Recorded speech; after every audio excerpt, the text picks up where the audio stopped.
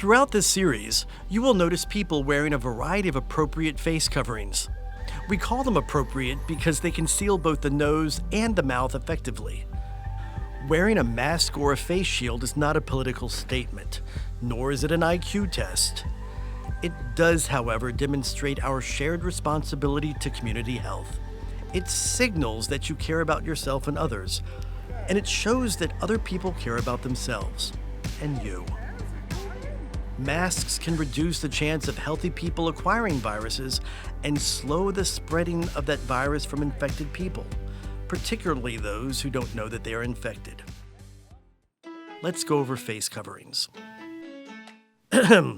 Acceptable face coverings? Thank you. The following are general requirements for face coverings that apply to everyone at William & Mary. The university insists on face coverings for all faculty, staff, students, contract workers, vendors, guests, tourists, and others who are on William & Mary's various campuses or enter the buildings that we lease or own. When in any William & Mary facility, including building entry areas, classrooms and labs, conference rooms, elevators, hallways, libraries, lounges, public areas, indoors and outdoors, restrooms, and other shared spaces that allow for interaction or gathering, everyone must wear a face covering over the nose and mouth. The ability to distance yourself physically within a space does not cancel our mask requirements. What are the specific guidelines for students? Well, all the general requirements above apply in addition to the following code of conduct. You must wear a face covering when in a classroom, lab, or other instructional spaces. For example, a laboratory might require a university-provided face shield. The exact type of face covering may vary depending on the instructional environment. All requirements apply to both indoor and outdoor co-curricular activities and spaces.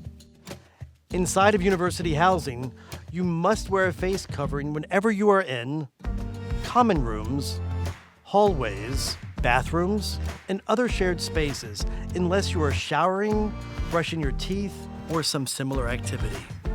And finally, for all our students, it is your choice to wear a face covering when in your own room or suite within your residence hall. You must wear a face covering when visiting other rooms or suites within your residence hall and when you host a visitor from a different room or suite within your residence hall. Finally, the total number of people in your room or suite cannot exceed the preset guidelines necessary for physical distancing. And what if you are faculty, staff, a contract worker, vendor, family member, tourist, or a different type of guest to our community? In addition to the general requirements, faculty and instructional support staff may have an additional code of conduct to follow. You must wear a face covering in indoor or outdoor classrooms, labs, or other instructional spaces. You must wear a mask in an office space with an open floor plan, even if you can maintain a 6-foot distance from your closest colleagues. You must use face coverings when you have to interact with others, such as talking with colleagues or advising students. Employees who move throughout buildings, including private office spaces, to perform their work must wear face coverings at all times. Examples of this type of work include IT, building maintenance, dining, and library staff. Employees working in outdoor spaces may choose not to wear face coverings, as long as you can maintain a continuous 6-foot physical distance from others during your activities. If you have requested an accommodation around face coverings, employees through human resources, and students through accessibility services, then those offices will work with you to identify alternative arrangements that do not expose you or others to potential infection. That is our way of staying healthy together. Without your mask, you're only half dressed. You would think it would be as simple as boiling water, but recall how many times you have seen somebody wearing a mask over their mouth, but not over their nose. Cloth masks are effective for almost everybody on campus, except for those under the age of 2. Masks come in different configurations and sizes. Some have ties, some have loops. With a surgical style mask, there will be a metal band to form around your nose.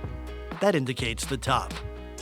Ideally, your fresh mask will come from an untorn box or package, or perhaps from a clean place in your home where it was air dried after you washed it.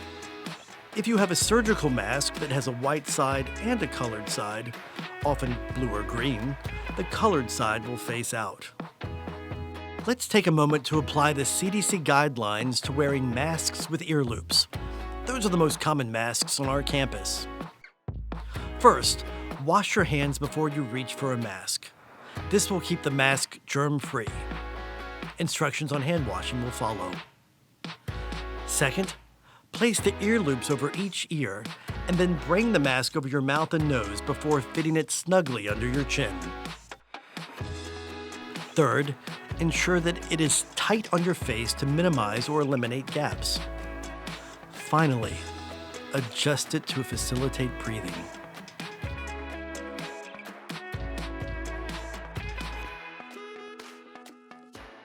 Wash your hands thoroughly so that you do not contaminate your face.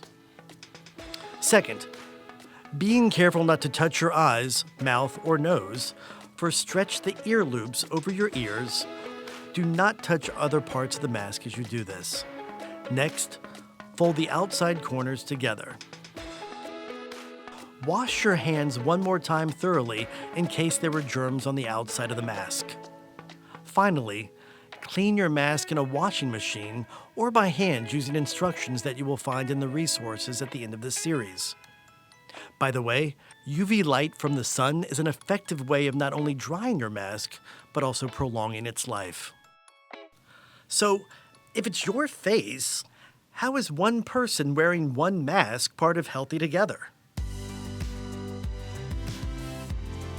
Well, we all wear masks properly, following the steps that we just learned, in case we are infected, with or without symptoms, and we need to protect others. We wear them in public spaces, and in gatherings of friends and family to protect ourselves and to prevent us from bringing an infection back to our offices, classrooms, and loved ones. We do it to optimize our protection as the William and Mary community.